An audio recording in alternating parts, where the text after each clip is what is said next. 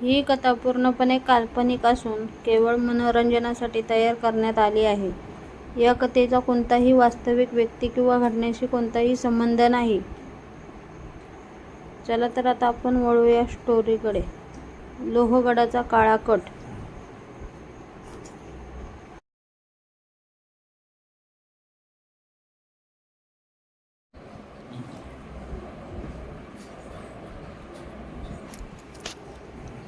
पहाटेचं धुकं हळूहळू विरायला लागलं होतं. लोहगडाच्या माथ्यावर उभं राहिलं की खाली पसरलेल्या हिरव्यागार दऱ्या, वाऱ्याने डोलणारी झाडं आणि दूरवर दिसणारी छोटी गावं मनाला वेगळंच समाधान देत होते.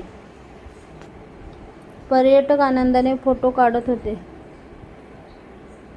काही जण किल्ल्याचा इतिहास जाणून घेत होते.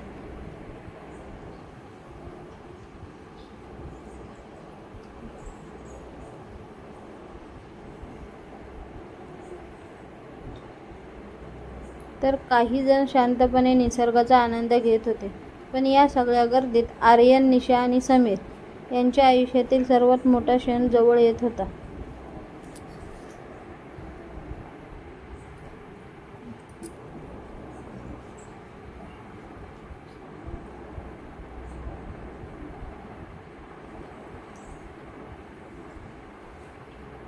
नियतीने त्यांच्यासाठी काय ठेवलं आहे याची कल्पना तिघांनाही नव्हती.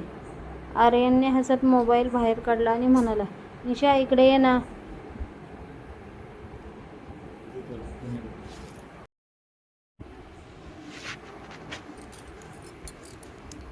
या दृश्यासोबत एक फोटो काढूया. हा फोटो आपण आपल्या लग्नाच्या अल्बममध्ये ठेवू. त्याच्या चेहऱ्यावर निरागस आनंद होता. त्याच्या डोळ्यात भविष्याची स्वप्न चमकत होती.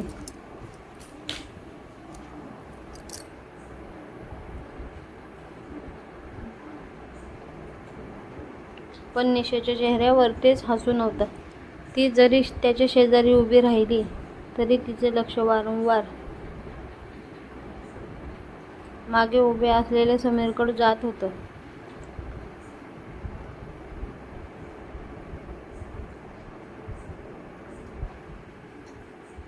समीर पर्यटकांच्या गर्दीत स्वतःला मिसळून उभा होता. कोणाचंही लक्ष त्याच्याकडे नव्हतं. त्याने फक्त हाताने हलकासा इशारा केला आणि निशाच्या मनात पुन्हा एकदा भीतीचं वादळ उठलं.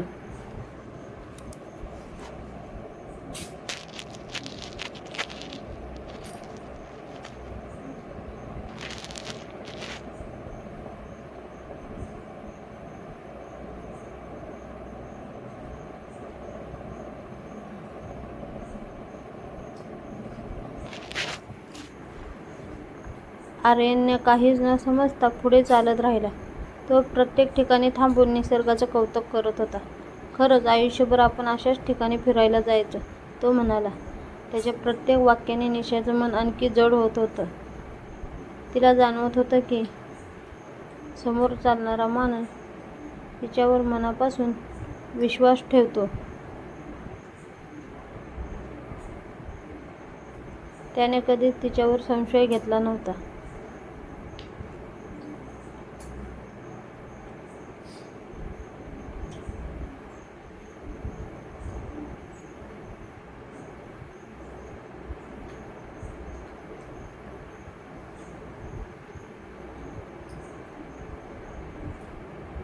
पण तिच्या मनात मात्र सत्य आणि असत्यता याच्यात भयंकर संघर्ष सुरू होता. किल्ल्याच्या एका टोकाला ते दोघे वेगवेगळ्या अंतरावर आले. समीरने संधी साधता निशाजवळ येऊन हळू आवाजात विचारले, आता मागे फिरायचं नाही. निशाने घाबरून त्याच्याकडे पाहिलं.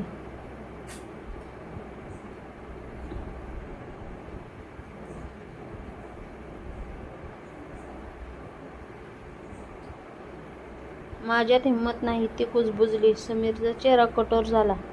जर आज निर्णय घेतला नाही तर उद्या आयुष्यभर पश्चाताप करशील. हे शब्द तिच्याच मनात खोलवर गेले.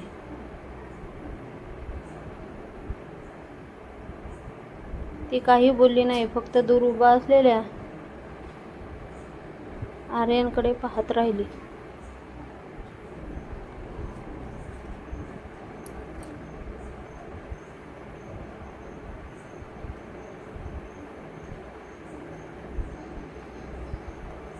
आर्यनने मागे वळून दोघांना आवाज दिला. अरे इकडे या ना, इथून खालचं दृश्य किती सुंदर दिसते.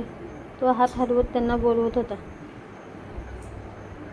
त्यांच्या आवाजात उत्साह होता, पण त्या आवाजामागे येणाऱ्या संकटाची त्याला अजिबात चाहूल नव्हती.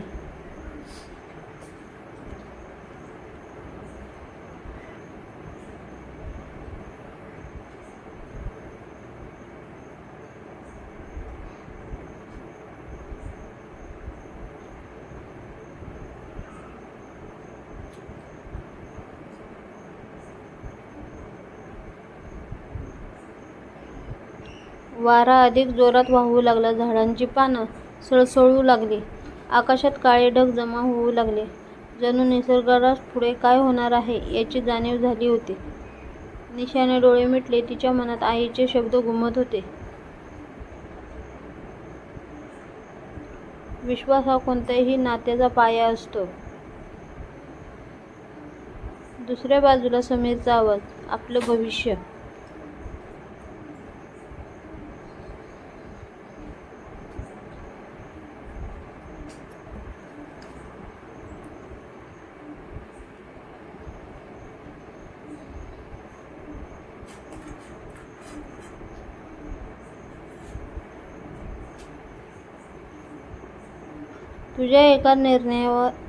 तुझ्या एका निर्णयावर आहे. ती पूर्णपणे गोंधळली होती. तिच्या पायाखाली जमीनही जणू हलत होती. अचानक आर्यनने पुन्हा हसत आवाज दिला, लवकर या, इथला सूर्यास्त पाहण्यासारखा आहे. त्या एका वाक्याने तिच्या डोळ्यात अश्रू आले. तेवढ्यात अचानक दूरवरून एक लहान मुलगा धावत आला. तो घसरला आणि त्याचा तोल गेला.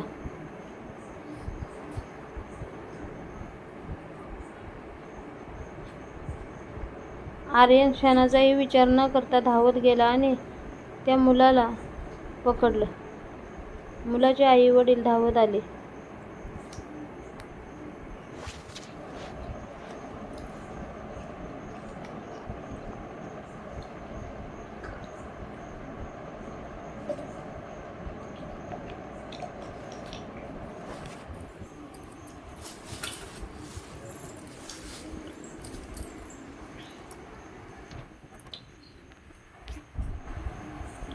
आणि आर्यनचे आभार मानू लागले.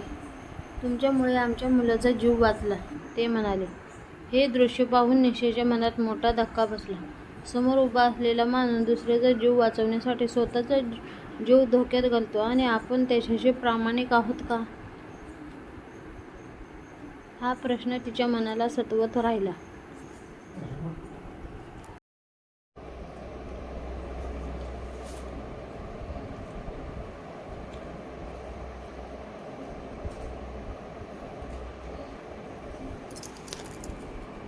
समीर मात्र चिडला. त्याची योजना हळूहळू कोलमडताना दिसत होती.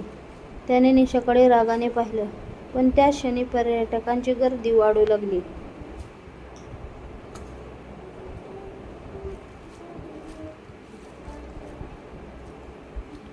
किल्ल्यावर पोलीस गस्त घालत असल्याचे हे समजलं. आता कोणतीही चुकीची हालचाल अनेकांच्या नजरेत आली असती. समीरने परिस्थिती पाहून स्वतःला गर्दीत मिसळून घेतलं.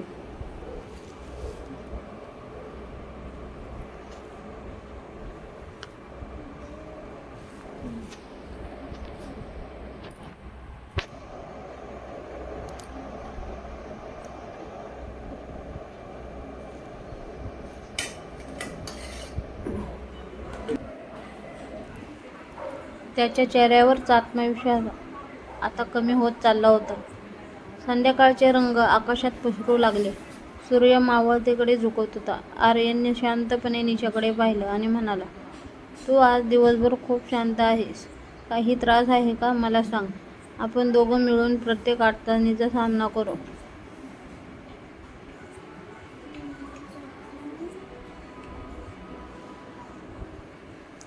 त्या शब्दांनी निशाच्या मनातील भीती हळवू लागली. तिच्या डोळ्यातून अश्रू वाहू लागले. पण ती अजूनही सत्य सांगण्याच्या धाडस करू शकत नव्हती.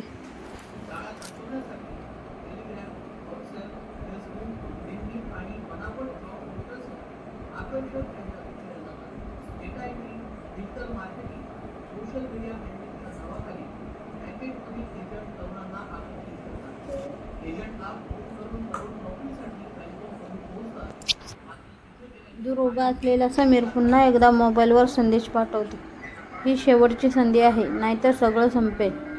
निशा थरथरत्या हाताने मोबाईलकडे पाहते आणि तिच्या चेहऱ्यावर भीती, अपराधीपणा आणि